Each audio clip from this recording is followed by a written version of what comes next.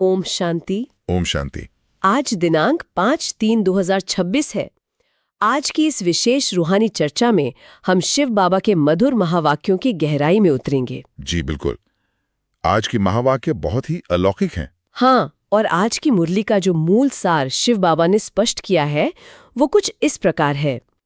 मीठे बच्चे, बाप को ज्ञानी तू आत्मा बच्चे ही प्रिय हैं, इसलिए बाप समान मास्टर ज्ञान सागर बनो। ये सार अपने आप में एक बहुत बड़ा और स्पष्ट लक्ष्य निर्धारित करता है। जी, ज्ञान सागर पिता ये अपेक्षा रखते हैं कि उनके बच्चे केवल ज्ञान को सुने नहीं बल्कि स्वयं मास्टर ज्ञान सागर बने। सत्य है।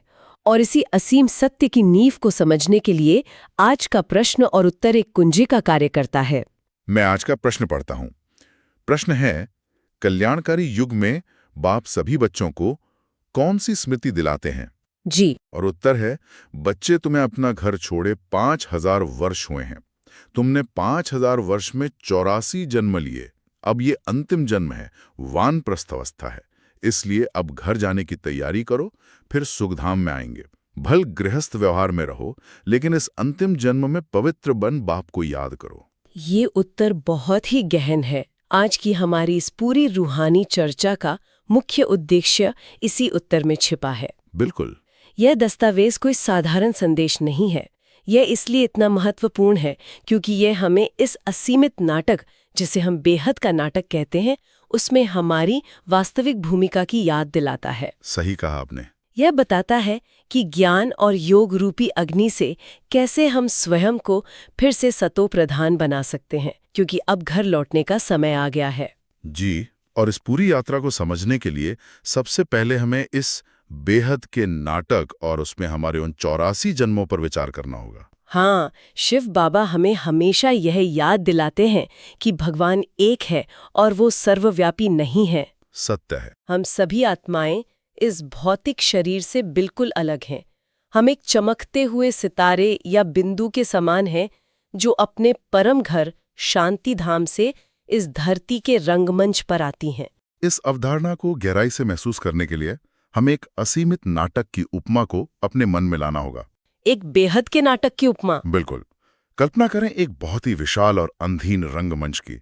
शांतिधाम, जो आवाज और कर्म से परे का लोक है, वहां से एक अत्यंत शुद्ध और सतोप्रधान आत्मा इस सृष्टि रूपी मंच पर उतरती है। और यहाँ आकर वो 5 तत्वों से बने शरीर रूपी परिधान को धारण करती है। जी, एक परिधान जिसे हम कॉस्ट्यूम भी कह सकते हैं। जैसे एक नाटक में अभिनेता अलग अलग कपड़े पहनकर अलग अलग भूमिकाएं निभाते हैं। हाँ, और 5000 वर्षों के इस संपूर्ण चक्र में वो एक आत्मा अधिकतम 84 जन्म लेती है। अर्थात 84 अलग अलग कॉस्ट्यूम पहनती है। मैं इसी पर विचार कर रही थी कि इस 84 जन्मों की यात्रा का प्रभाव कितना गहरा होता होगा। बहुत गहरा होता है। जब कोई आत्मा 84 अलग अलग परिधान पहनती है तो हर जन्म में उसका एक नया नाम होता है, नए संबंध होते हैं, नई भाषा होती है। और एक के बाद एक भूमिका निभाते हुए वो उस परिधान के भीतर बैठी असली हस्ती को, उस अमर बिंदु को पूरी तरह से भूल जाती है। यही विस्मृति वह बिंदु है जहां से आत्मा सतो प्रधान से गिरकर तमो प्रधान अवस्था में पहुंच जाती है। बिल्कुल सही कहा आपने। परिधानों की चमक पुरानी पड़ने लगती है। और जब आत्मा पूरी तरह से इस विस्मृति के अंधकार में खो जाती है, जब इस रंगमंच पर हर कोई अपनी असलियत भूल चुका होता है, तब एक बड़ा प्रश्न उठता है। जी, कि उन्हें वापस राह कौन दिखाएगा? हाँ, और यहीं पर शिव बाबा का प्रवेश होता है। ये कितना अद्भुत है कि शिव बाबा का अपना कोई शारीरिक नाम या रूप नहीं है। सत्य है, उनका अपना कोई जन्म मरण का चक्र नहीं है। इसीलिए इस पुरानी दुनिया में उन्हें एक आधार लेना पड़ता है। वे प्रजापिता ब्रह्मा के शरीर का आधार लेते हैं ताकि आदि सनातन देवी देवता धर्म की पुनः स्थापना कर सकें। यह एक बहुत ही गोह्य रहस्य है। निराकार पिता ब्रह्मा के मुख द्वारा हमें अपना बनाते हैं। और इसी स्मृति से कि हम ईश्वर की संतान हैं, आत्मा अपनी एक नई अवस्था में प्रवेश करती है। जी, वानप्रस्थ अवस्था कहते हैं। जी, वानप्रस्थ का शाब्दिक अर्थ ही है वाणी से परे प्रस्थान करना। शिव बाबा याद दिलाते हैं कि ये हमारा अंतिम जन्म है और हमारी वानप्रस्थ अवस्था आ चुकी है। नाटक अब पूरा होने वाला है। जब नाटक समाप्त होता है तो अभिनेता अपने परिधान उतारकर अपने घर लौटने की तैयारी करते हैं। लेकिन यहाँ बाबा ने आज के उत्तर में यह भी बहुत स्पष्ट किया है कि भल गृहस्थ व्यवहार में रहो। बिल्कुल। इसका अर्थ है कि हमें अपने परिवार या जिम्मेदारियों को छोड़कर किसी जंगल में नहीं जाना है। यहीं पर रहते हुए मानसिक रूप से उपराम होना है। परंतु मेरे मन में एक प्रश्न आता है। जी बताएं। 84 जन्मों की लंबी यात्रा करते हुए आत्मा के भीतर बहुत सी अशुद्धियां आ गई हैं। आत्मा में जो विकर्मों की खाद पड़ गई है, वो कैसे निकलेगी? ये एक बहुत ही महत्वपूर्ण प्रश्न है। इस जंग को निकालने की प्रक्रिया को समझने के लिए हम एक बहुत ही तार्किक उपमा ले सकते हैं। जी। जैसे जब लोहे में बहुत गहरी जंग लग जाती है, जी। वह अपनी चमक खो देता है, तो उसे किसी सामान्य पानी से साफ नहीं किया जा सकता। हाँ, उसे साफ करने के लिए अग्नि की आवश्यकता होती है। बिल्कुल। उसे तीव्र आग में तपाना पड़ता है।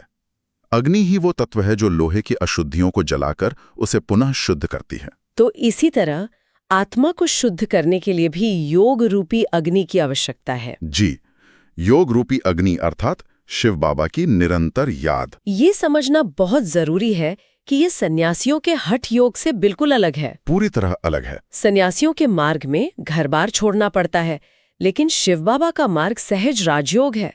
इसके लिए कोई लॉकेट पहनने या जंगल में जाने की जरूरत नहीं है। सत्य कहा। बाबा कहते हैं कि भल गृहस्थ व्यवहार में रहो, लेकिन अंदर से कमल के फूल के समान पवित्र रहो। कमल के फूल की उपमा बहुत ही सटीक है। जी, कमल का फूल कीचड़ और पानी के बीच रहता है, लेकिन उसके पत्ते पानी से पूरी तरह अछूते रहते हैं। कीचड़ का कोई भी प्रभाव उस पर नहीं पड़ता। ठीक वैसे ही हमें संसार में रहना है, लेकिन अशुद्धियों से मुक्त रहना है। क्योंकि यही वो समय है जब हमें दुख धाम से शांति धाम और फिर सुख धाम जाना है। और इसी लक्ष्य तक पहुंचने के लिए बाबा ने आज ये स्पष्ट किया है कि उन्हें ज्ञानी तू आत्माएं सबसे अधिक प्रिय हैं। हाँ, आज के सार में भी यही कहा गया है कि ज्ञानी तू आत्मा बच्चे ही प्रिय हैं और वही सच्चे वारिस हैं। इसे समझने के लिए हमें भक्तमाला और ज्ञानमाला के बीच का गहरा अंतर समझना होगा। भक्तमाला जैसे नारद जी और मीराबाई। बिल्कुल। बाबा कहते हैं कि भक्त जिस भावना से भक्ति करते हैं, बाबा उनका उसी रूप में साक्षात्कार करा देते हैं, चाहे वो हनुमान का रूप हो या गणेश का। जी, लेकिन भक्तों की माला सिर्फ गाई जाती है, पूजी नहीं जाती। ये एक बहुत ही गहरा अंतर है। सिर्फ महिमा गाना और स्वयं उस महिमा के समान बन जाना, दोनों में बहुत भेद है। और जो ज्ञान माला है, जिसे रुद्रमाला या वैजयंती माला भी कहते हैं, वो पूजी जाती है। इसे थोड़ा और स्पष्ट करें, ज्ञानमाला का पूज्य बनना कैसे होता है? इसे हम 9 ग्रह या 9 रत्नों की अंगूठी के सुंदर उदाहरण से समझ सकते हैं। जी, मैंने वो अंगूठी देखी है। उस अंगूठी के ठीक बीच में एक 9वां दाना होता है, जो शिव बाबा का प्रतीक है। और उसके आसपास जो 8 रत्न होते हैं, वे 8 रत्न वे बच्चे हैं जो ज्ञान को धारण कर पास विद ऑनर होते हैं। पास विद ऑनर होने का अर्थ है कि उन्होंने अपनी योग अग्नि से सारी अशुद्धियों को भस्म कर दिया है। बिल्कुल। वे ज्ञानी तो आत्माएं हैं जो भारत को स्वर्ग बनाती हैं। इसीलिए उनकी रुद्रमाला जपी भी जाती है और उनकी पूजा भी होती है। सत्य है। तो अब जब हमने इस बेहद के नाटक, योग की अग्नि और ज्ञानमाला के रहस्य को समझा है, तो एक प्रश्न ये उठता है कि हम इसे जीवन में कैसे उतारें? जी, इस ज्ञान को हम अपनी धारणा में कैसे लाएं? धारणा के लिए आज विशेष रूप से 2 मुख्य बिंदु दिए गए हैं। पहला बिंदु ये है कि योग अग्नि से विकर्मों की खाद को भस्म कर पावन बनना है। पावन बनना है, क्योंकि अब वानप्रस्थ अवस्था है। बिल्कुल। अब वापस घर जाने के लिए संपूर्ण सतोप्रधान बनना है। और धारणा का दूसरा बिंदु क्या कहता है? दूसरा बिंदु है कि इस कल्याणकारी युग में बाप समान दुखहर्ता सुखकर्ता बनना है। दुखहर्ता सुखकर्ता, ये बहुत ही सुंदर लक्ष्य है। जी, और इसी लक्ष्य को सहज बनाने के लिए शिव बाबा ने आज एक विशेष वरदान दिया है। मैं आज का वरदान साझा करती हूँ। वरदान के शब्द हैं, सदा कंबाइंड स्वरूप की स्मृति द्वारा मुश्किल कार्य को सहज बनाने वाले डबल लाइट भाव। बहुत ही शक्तिशाली वरदान है। कंबाइंड स्वरूप और डबल लाइट। हाँ, कंबाइंड स्वरूप का अर्थ है कि अपना सारा बोझ शिव बाबा पर रख देना। और जब सारा बोझ पिता पर रख दिया तो आत्मा स्वयं को बहुत हल्का महसूस करती है। एकदम फरिश्तों के समान। बिल्कुल, फरिश्तों के समान खुशी में डांस करते रहना है। और इस खुशी को स्थायी बनाने के लिए आज का स्लोगन भी बहुत स्पष्ट है। जी, आज का स्लोगन है, किसी भी कारण का निवारण कर संतुष्ट रहने और करने वाले ही संतुष्ट मणि हैं। कारण का निवारण करना मतलब समस्या पर नहीं, बल्कि समाधान पर ध्यान केंद्रित करना। सत्य कहा। तभी हम सच्चे अर्थों में संतुष्ट मणि बन सकते हैं। और इसके साथ ही आज का अव्यक्त इशारा भी बहुत प्रेरणादायक है। मैं उसे साझा करता हूं।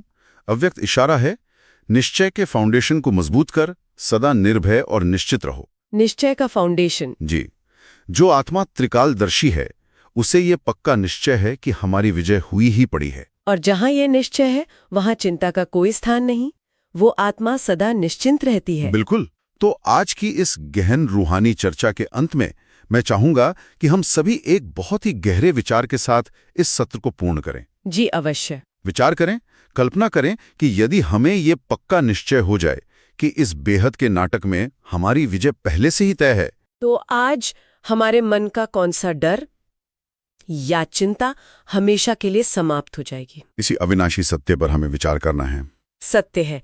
इसी विचार के साथ हम आज की चर्चा को यहाँ विराम देते हैं। ओम शांति। ओम शांति।